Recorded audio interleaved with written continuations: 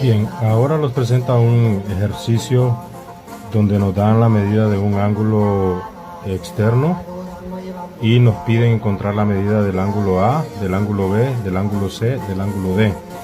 Para poder hacer este tipo de ejercicios, pues podemos hacerlo analizando cada uno de los ángulos según la posición que tienen, si son ángulos internos, si son ángulos externos, si son ángulos alternos internos, si son ángulos alternos externos, si son ángulos opuestos por el vértice, o si son ángulos cuya posición pues los hace suplementarios.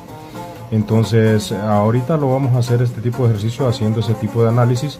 En el caso de aquí nos dan una medida que es el ángulo 50, que tiene 50 grados, este ángulo externo, y tenemos el ángulo B, que es un ángulo suplementario, y tenemos también el ángulo A, que es un ángulo opuesto por el vértice.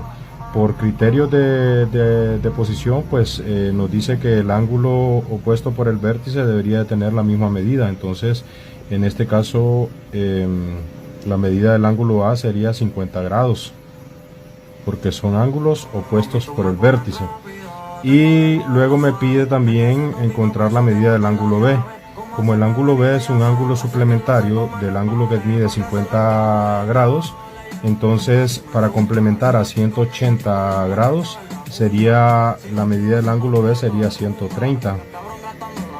Entonces 130 más 50 nos da 180. Entonces el ángulo B sería la medida 130. Luego me pide encontrar la medida del ángulo C. Si se fijan, el ángulo C, al cortar esta figura nos queda con los 4 ángulos que pertenecen a esta figura y los 4 ángulos que pertenecen a esta figura. En este caso el ángulo de 50 grados es un ángulo correspondiente al ángulo C, y los ángulos correspondientes tienen la misma medida. Entonces quiere decir que por criterio pues el ángulo C debería de medir 50 grados. Entonces el ángulo C mide 50 grados. 50 grados. Luego me pide encontrar la medida del ángulo D, y pues el ángulo D es un ángulo que es opuesto, alterno interno con el ángulo B, y los ángulos alternos internos también poseen la misma medida. Entonces en este caso el ángulo B, como mide 130, entonces sería igual al ángulo D, que sería 130 también.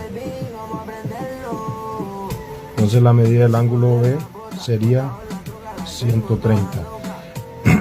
Este tipo de ejercicios pues se pueden hacer analizando